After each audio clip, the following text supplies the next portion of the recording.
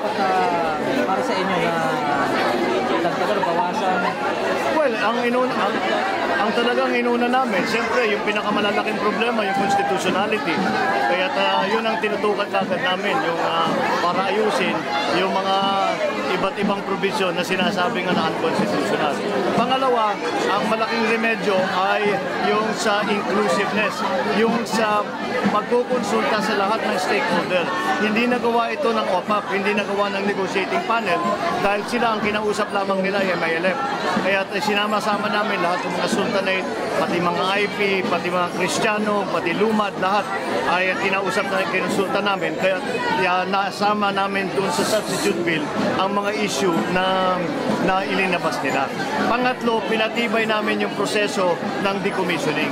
Dahil nga sa aking paniniwala na simpleng prinsipyo lamang, kung walang baril, kung walang armas, walang gera. Kaya yun na isa pa rin yung ginawa namin mas mabilis ang proseso ng pagdisarma at pinatibay namin, pinalakas namin ang kakayahan at ang mga kailangan na trabaho ng International Decommissioning Body. Yun sa palagay ko ang maraming mga detalye, pero yun sa palagay ko ang pinaka-importante na naging kasama doon sa substitute bill. Sir, mga ilang series pa itong gaganapin ninyo para mas lalo maintindihan ng mga estudyante sa buong bansa? Marami ako natatanggap ng mga imbitasyon. So, basta't sila interesado pa, willing talaga ako na lumabas, pumunta at makipag-usap sa hindi lamang mga estudyante, kundi lahat ng interesado. Dahil napaka-importante na maunawaan ng hindi lamang ng mga tiga Mindanao, kung hindi ng lahat ng sambayanan. Bukod sa mga eskwela, sir, ano-anong sektor pa yung mga nag-iimbita para maliwanagan sila dito? Marami, mga business sector, siyempre marami yung nung lumabas na yung substitute bill, gusto nila na iniimbita ako na para ipaliwanag ko. Dahil lalong-lalo na yung mga grupo na tumututol doon sa original na draft BBL, sinasabi nila ipaliwanag ninyo kung paano naging maganda na o naging maayos na ang substitute bill. So, sari-sari din eh. May mga estudyante, may mga professional group, siyempre yung mga abogado, mga interesado. So, it's marami iba't ibang klaseng grupo. Sir, sa mga businessman, ano yung naging concern nila, particularly yung mga nagninegosyo doon sa Mindanao, yung tatamaan nila? Ang kanilang, halimbawa, yung tungkol sa Bangsamoro Waters, sinasabi nila kung masailalim na sa administrasyon ng Bangsamoro yung kanilang palaistaan, paano mangyayari sa kanilang negosyo. Kaya hindi na namin kinilala yung Bangsamoro Waters. Ang Inland Waters, ginawa na lang namin municipal water para hindi na magbabago ang sistema. So, I think medyo nasagot na namin yung kanilang pangamba na mawawala sila sa kanilang fishing ground. Sir, yung LP version, are you going to build that also, sir, para i-push itong... The LP version was the one that was forced upon the congressman. Yes. So, it will be up to the Congress, the House of Representatives, what they do with it. It is not the senators hanggang sa version lang namin sa Senado. Sir, kahapon nag-umpisa na interpellation, sir. So, based sa ano na yun, sir, nakita ba kung ano yung phasing, kung gaano ka bilis, kung ano katagal ba? Based sa kahapon? Well, yung ang nagtanong si Senator Pia, pero hindi pa siya tapos. So, meron din mga tanong si Senator Recto, pero ganun din, hindi pa siya tapos, hindi pa detalyado. Alam ko, detalyado ang mga gusto itanong. Maunawaan mo rin dahil marami rin mga trabaho lahat at mahaba-haba at medyo komplikado yung substitute bill. Kaya dapat bigyan ng sapat na panahon para mapag-aralan para naman maging makabuluhan yung aming usapan. Sir, nag-usap na ba kayo ni Senator Enrique considering na sinasabi niya pinag-aaralan niya at binabasa niya kanyang substitute bill? Hindi pa, pero very quickly napag-usapan. Sabi ko lang sa kanya, I'm counting on your legal acumen and expertise to help us go through this process. Pero sinabi niya, sir, mag-i-interpellate na siya dito. Hindi naman nang nabanggit, pero I'm assuming mag-interpolate siya. Dahil nga, nung nakadetain daw siya, yan ang pinag-aaralan niya. Kaya siguradong maraming tanong yan at maraming amendment ang gusto niyang dala sa floor. Ito sir, sa Sir, may iba naman tayo, sir. Kamusta po ang panliligaw sa inyo ni Vice President Pina? Wala naman naniligaw pa pambira. May possibility ba na tanggapin Ang nyo proseso hindi panliligaw. Ang proseso ay ang tuloy-tuloy na pag-uugnay, pag-uusap, pagpaplano kung ano yung mangyayari sa So, yung 2016. possibility po maging running mate kayo? Everything is possible. Ito ay politika. Wala kayong sinasabi na impossible dito.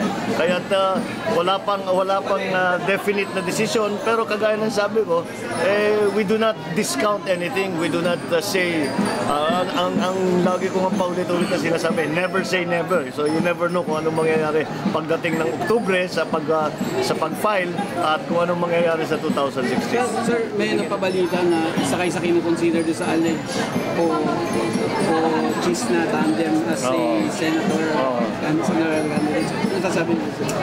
Well, sa ngayon, all we are talking about is higher office. We have not been discussing re-election to the Senate. Sir, we heard na you're about to declare your political plan sa September 9 sa Philippine Arena. Confirm ba yun, sir? No. With your running mate? I can guarantee you I will not be making any announcements on September 9. That's the one thing I can So, say. unconfirm yung report na yun, sir? Hindi ko alam kung saan galing. Ang daming nangyayari ganun. Sir, may Magdideklara ako limutan to na September 20, may lalabas September 10. Pero wala kaming kung hindi nanggaling sa akin ang pagdeklara, palagay ko, huwag niyo munang pagkatiwalaan dahil Lumulutang yung pangalan ni Senator Alan Peter Cayetano bilang running mate ni sir as Vice President. Walang ano yun. marami, lahat. Kagaya na sabi ko, lahat ng possibility pinag-aaralan eh. Alam nyo, pagka pinagsama-sama nyo yung mga politiko na sa isang kwarto, wala kaming ginawa kundi scenario building. Ano kaya kung si ganito, ano kaya kung ganyan, ano kaya kung ganito magsama. So, all of that is being pinag-aaralan at pinag-uusapan. Sir, your view about the customs issue? Ako naman ay nagpapasalamat na tinigil nila yung kanilang sinasabi na bagong policy na bubuksan yung mga dahil talagang nakakaawa naman ang ating OFW. Nagsasakripisyo na sila, humuhiwalay sila sa kanilang bansa, sa kanilang pamilya, sa kanilang mga kaibigan, sa kanilang mahal sa buhay upang lamang magkaroon ng hanap buhay na hindi nila mahanap dito sa Pilipinas. Tapos, yung konting konsuelo nila na magpadala ng mga regalo sa kanilang mga mahal sa buhay, bakit pati ba naman yan pati ba naman yan iipit-ipitin, haharasin ng Bureau of Customs. Kung gusto nilang pagandahin ang kanilang koleksyon, ang unahin nila yung mga sindikato, yung mga nagtatrabaho mismo sa Bureau of Customs. Kung may nawawala, libo-libo na container, binawala nila tapos ang pupuntahan nila yung mga balikbayan box. Kalokohan naman yun. Sa palagay, Lack of hindi naman balansyado ang kanilang Ano daw ang silbi ng X-ray machine tsaka K9 kung gagawin daw? laki-laki ng binigay namin na budget sa Bureau of Customs para dyan. Pero ayaw nilang gamitin. Kailangan daw buksan. Hindi ko nga maintindihan. Mabuti na lang natigil. sir, anong factor kaya nagtulak at nabago ito? Hindi ko maintindihan dahil ang factor na nagtulak na bakit binago yung Bakit binawi? Pero siguro naman natauhan din sila dahil lahat ng tao sino bang suportado dito sa move na ito ng Bureau of Customs. Lahat tayong Pilipino, bawat Pilipino may kilala, may kamag-anak, may kaibigan na nagtatrabaho abroad. Sino sa kanila magsasabi na dapat ninyo yan ang apihin ninyo dahil kailangan ninyong kumuha ng gaano kalaki ang makukuha nila dyan? Ang liit-liit lang ng tapos pagbuksan mo kayong lahat, nakakita na kayong lahat ng balikbayan bag. Nung nakita ninyong balikbayan, may nakita ba kayong smuggled goods doon? Anong laman nun? Laman nun, shampoo, damit, chocolate, laruan, yung bagong sneakers. Ano ba naman yun? Pati ba naman yan iaapihin ninyo? Pero sa ngayon sa proposal, sir, na itaas yung threshold limit. Dahil yung $500, matagal na yun eh.